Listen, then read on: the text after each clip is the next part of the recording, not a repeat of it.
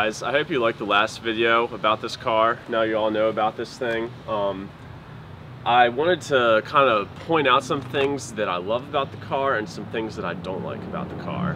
And before I go into this stuff, I'm trying to be as diplomatic as possible because I am a very brainwashed Ford fan. So really, like, I would say there's nothing about this car that I dislike, but just thinking in generalities, I'll go over some things that I don't like and then of course the things I like. So I'll go over dislikes first. I'll start number 5. The Shelby ownership paranoia. It's such an honor to own a piece of Carroll Shelby's legacy. He's one of my heroes. But when you own a car as special as this, you're afraid. Every single night I go to bed thinking, God, I hope some guy doesn't door ding me, or I hope some person isn't going to be an asshole tonight and key my car, or I hope someone isn't jealous and like does something, vandalize it. I hope some bird doesn't take a crap on my window. All those things, it's kind of like a fear that you get. But yet again, it's owning a Shelby. The excitement kind of overrides that stuff. Number 4 dislike. It is a raging cop magnet. There's been 3 times already. Actually, the very first night I got this car, just driving normal, minding my own business. I was in loud mode, and cop just comes up right behind me, tailgating me.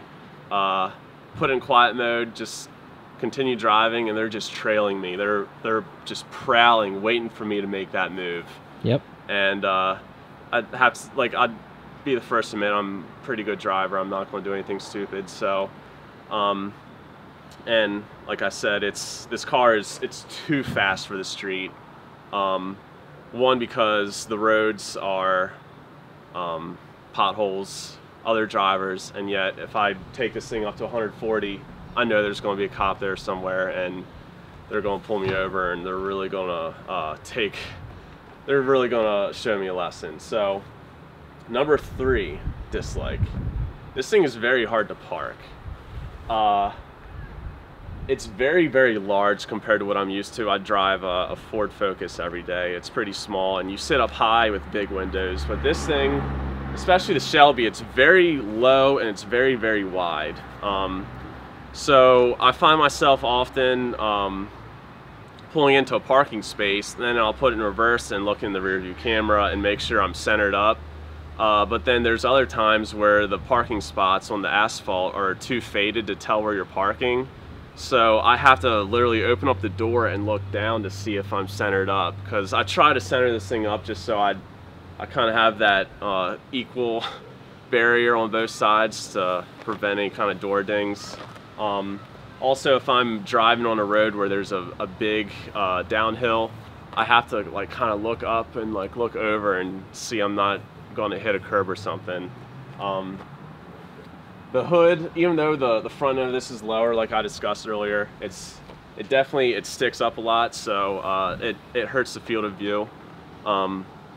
So moving on, next one, the difficulty in egress, and that basically means that this car, I have my seat in there set really, really low and really far back, and I have kind of like a mild OCD where I don't want to get my shoes with all the dirt on them rubbing on the plastic. I try to get into the seats nice and smoothly so I'm not wearing down the suede. And it's very, very low, and especially in tight parking spots, I find myself like just like working my way out really slowly, like trying not to like get my door hit the other car and not get my car dirty on the inside from my shoes. That's another thing. And the number 1 thing that I do not like about this car, and even my brainwashed Ford Shelby loving self does not like this, the fit and finish.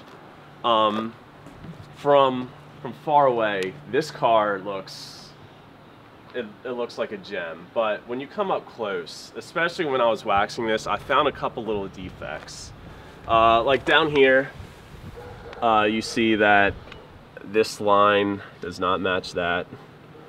The body lines do not match perfectly. Back here, there's a, I guess that's just a, I don't know what that is. It's just a small little scratch in the paint, and that was not from me. That I thought that may have been some wax that dried up, and I tried to scrape it off, and it's just part of the rear wing.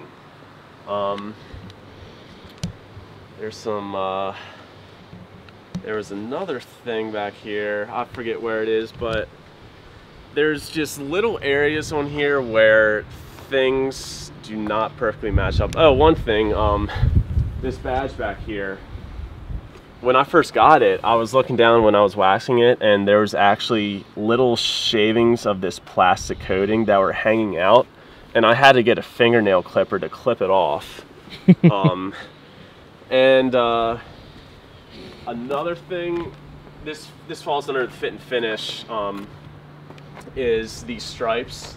They are not painted on. It's a sticker basically, and they look fantastic, but you can feel the line where the sticker meets the paint. And actually down in here, I was looking, it's somewhere, it looks like the racing stripe is peeling up a little bit, and that concerns me because I just don't want my racing stripe to peel off. So I might have to go in there with a little bit of like a epoxy and a brush and try to get that thing patted down. Wasn't there something with the rear bumper? Yeah. Like that one guy said this was painted or something, or repainted, or remember yeah. how he... See, I don't want to like, I forget. I don't know, I thought... Oh, it's right here, yeah. I guess you can just aim at that and put it in.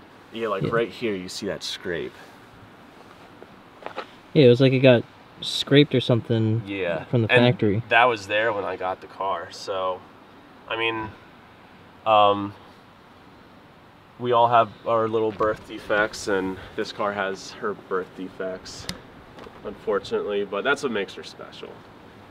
Beauty marks. That's the way I can identify her from the rest, because there's a lot of these basic white Shelbys out there that have the same paint scheme, but it's kind of funny, basic Shelby, you never really hear that. But okay, on to the likes. I'm gonna have more fun with this. Number 5 is the paint scheme. Like I said, I really like the white and the blue. That's just traditional Shelby colors. 65 Mustang GT350s was the main inspiration for this car, and white and blue stripes is the only paint scheme available for the 65 Mustang. Number 4 is the seats and the seating position. I'll just open up the door here. I have my seats set the absolute lowest that you can possibly set them. You adjust it with this little lever here.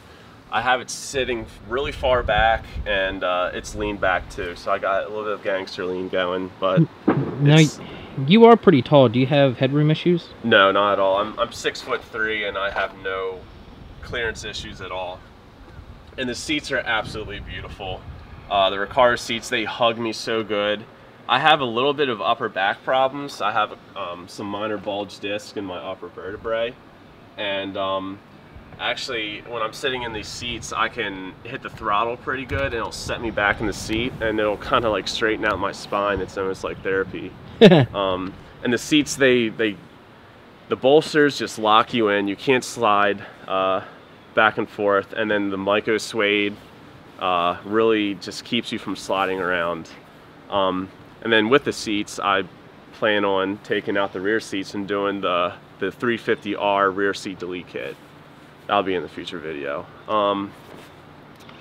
Number 3 is the Sync 3 system and the stereo. I noticed when I got in this car, it was the clearest I've ever heard my music, because I'm just used to $20 headphones or a crappy little Bluetooth speaker, and the stereo and the focus, it's pretty bad. And I listen to music in here, and it's so deep and it's so rich. The music sounds so good. It's got that shaker or something? Yeah, it's got the shaker system in it. That comes with the electronics package. It has 9 speakers.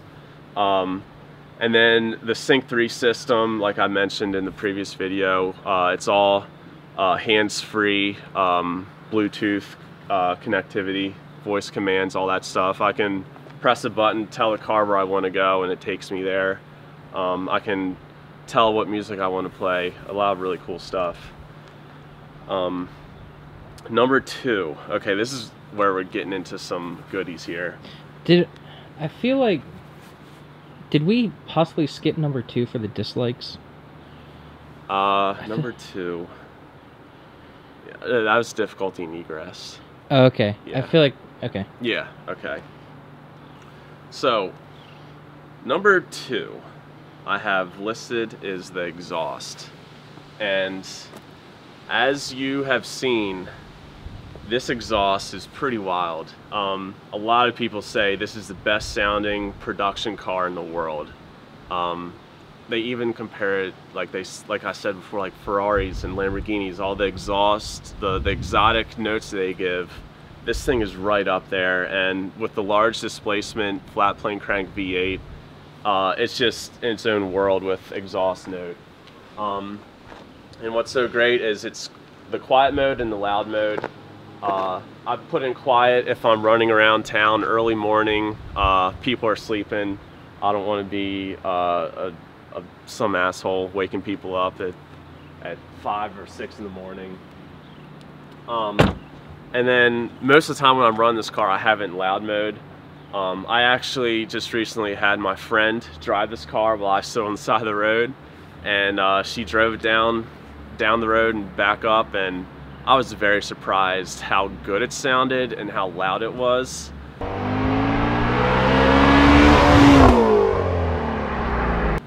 And another very cool thing about the exhaust on this car is sometimes when you shift gears and you let off the throttle, you hear like a burble or like almost like a backfire, and it's like it sends chills down your spine when you hear that.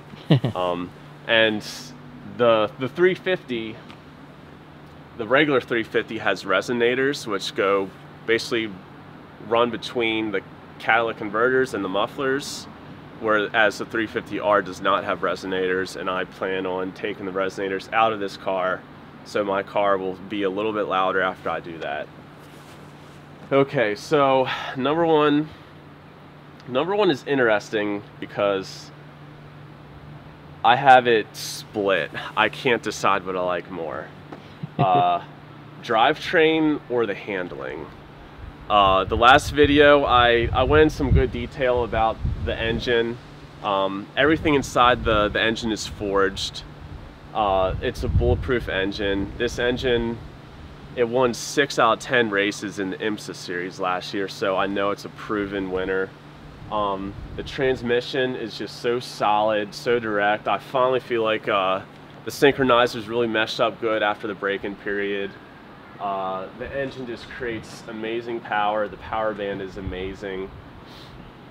But what I didn't go into last video, and I'm kind of kicking myself for it, was the handling, and particularly the magnetic dampers.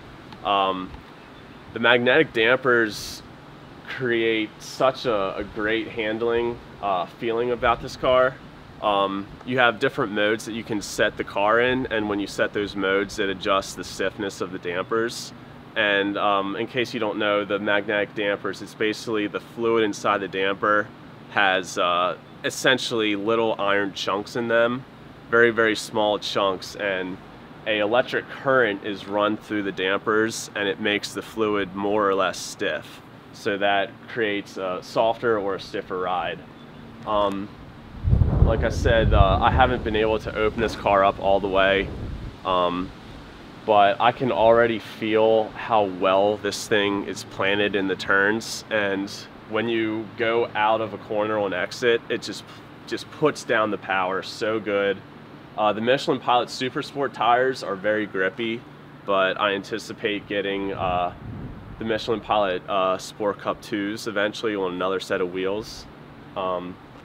So I'm in a toss-up between the drivetrain and the handling. I can't choose. They work as a system, and you could just blend it together and just call it the performance. Yeah, the performance, basically the drivetrain handling system performance. Yeah, it's just amazing. I wish every person that likes cars was able to feel this car. Some people might like it, some people may say like, oh, my car's better, but just this car, it's so good, and it's finally a Mustang that I feel like has more respect than the previous Mustangs. I like it. Yeah, like 4 years ago when Mike and I were first hanging out a lot, I had a Fox body Mustang, and he was just like picking hating on my Mustang all the time. And but I mean, this car, it's just so amazing. It has so much, I think it's the European influence really helped these new Mustangs out a lot. And it's finally a Mustang that can actually handle very well, as opposed to the old Cobras and all. So it's finally more about just making noise and going in a straight line. Yeah, it's about balance. It's not about having 800 horsepower that that you can't even use on the street. I have no desire to get more power out of this. It's enough for me. The car is so good from the factory. There's very few things I want to change, but look forward to more videos in the future. There's one coming up soon that I'm going to do. And then next year, probably after the wintertime season, is when you can expect to see more videos on this car. So maybe even a driving video, who knows. So until next time.